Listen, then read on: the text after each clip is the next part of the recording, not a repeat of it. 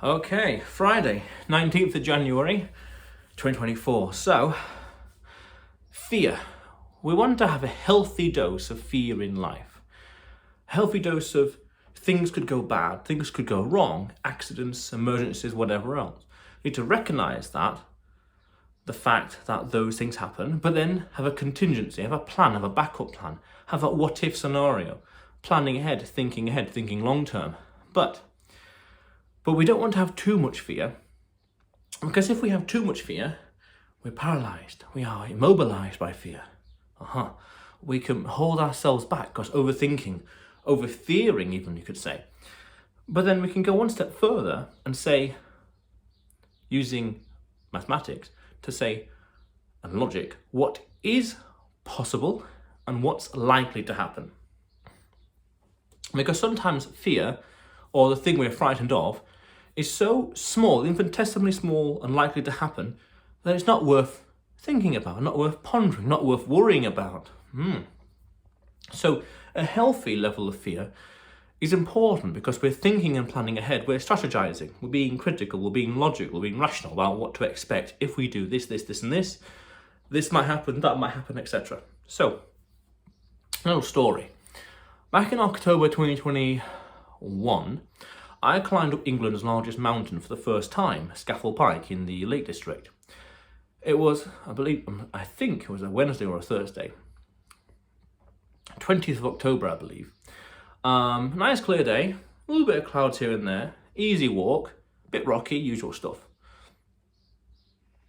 I got up there and down the mountain, no problems. Set off at 7 a.m, got back at 3, perfect. In hindsight, maybe a bit misty, it was perfect. So visibility is not perfect, but otherwise perfect. Now, I was told afterwards that, you might have died. And I'm thinking, well, yes, it's possible. I could have slipped and there was no one there. I didn't see anyone for the first 2.5 hours. So yeah, I mean, I could have slipped, or I could have got lost, which, admittedly, I did get a little lost for like 10 minutes. I should have been going that way, but I was going this way. And then I realized my mistake and corrected it straight away and continued. No real problems. Yeah, something bad could have happened. I was on a mountain by myself. Yeah, who knows? But then the person said, no, there could have been a sniper. You could have been shot. I'm thinking, sniper? Shot? In England? I'm like, it's possible. Within the realms of physics, in the realms of reality, it's possible. There are guns, there are people, there are crazy people. Guns kill people, blah, blah, blah. It's possible by all means. Those things hurt. That's what I mean. They hurt. It's possible, but what's the chance of it happening? What's the chances? What's the possibility? What's the probability? Oh, it's too small. The chance of getting lost is, say, this. The chance of slipping is, say, that. Chance of getting shot is too small to consider. But that person was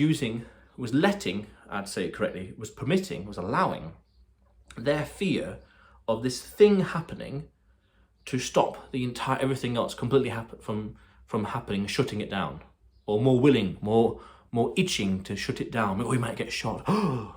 Even though it's possible, by all means, but is it probable? Is it likely to happen? Not really, no. So that unhealthy level of fear is too much.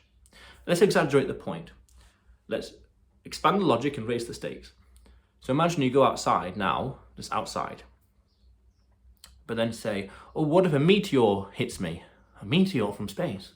Well, it's possible, but is it likely? No, for reasons and burn up and whatever else, not really, okay?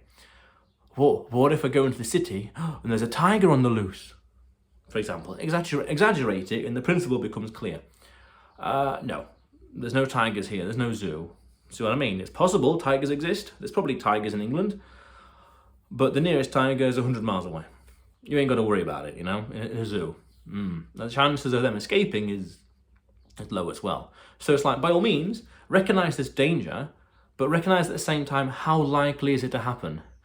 If it's this, then that's exactly how much attention you should worry about it, how much worry and concern you should give it, because it's too unlikely to happen.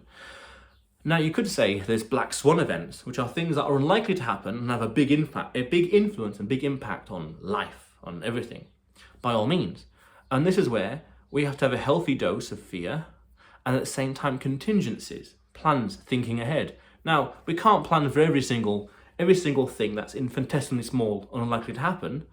I mean, there's probably ways, but you can't. It's too unpractical. You'd be doing too much stuff, or even you'd be so paralyzed by fear you wouldn't even get out of bed. Because what if you trip getting out of bed? See what I mean? Or what if you cook breakfast and the foods and get food poisoning? Or you better not eat then. See what I mean? You gotta live a little, basically, and not worry too much about these small things, these too unlikely things to happen. There's a nice book, I think it's the title of the book, Don't Sweat the Small Stuff. I've not read it, but that quote is very poignant here, where if you want to do something, understand the risks involved, by all means. Be responsible. We're adults here, remember, be responsible. But at the same time, don't worry too much about things that are too unlikely to happen. Getting shot in the mountains, yeah, it's possible, crazy people exist, but is it likely? No, not really. And then at the same time, and this is like an insult almost, imagine if you let fear control you. You say, no, I'm not going to do it. I'm not going to climb that mountain because I might get shot. Days and weeks and months after that event, nothing happens, no news, nothing, just like normal. It risks introducing regret. Oh, we don't want regret in life, no. Oh, I didn't climb that mountain. Oh, why didn't you? Oh, I didn't want to get shot. It's like, shot? Who's going to shoot you? Oh, I don't know, some crazy person. Like, what were you on about? Exactly. Oh, well, I didn't do it. And I'm glad. Because there was another situation of fear that came up just over a year later, where I wanted to go to Ireland and Hungary, to Budapest. And I went for it.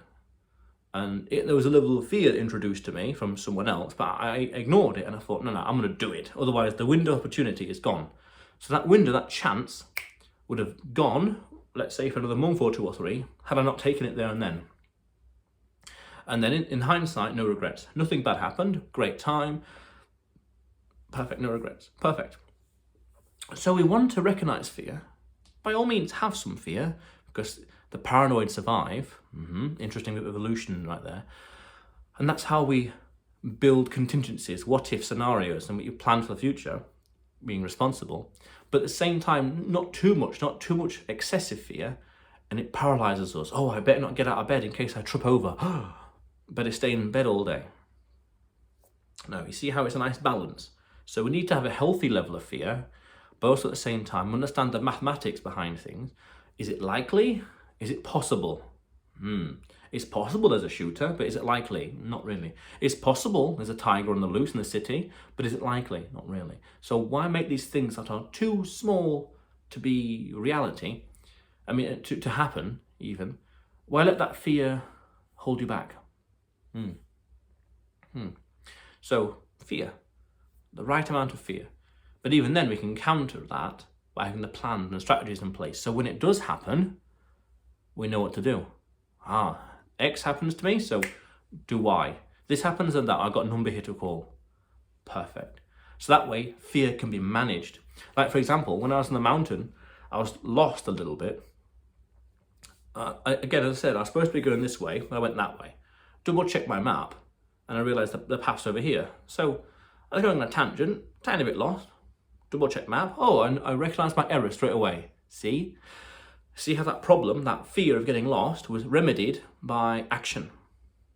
Here we are, found the map, looked at the map, found the trail, continue. Climb the mountain, done. Achievement unlocked, feel proud. Awesome stuff. So there's ways around it. Yeah, so fear. Have some, but not too much, but at the same time want to be logical, mathematical. Is it possible? Is it likely? You tell me. So, how cool is that? Otherwise, you will see me tomorrow.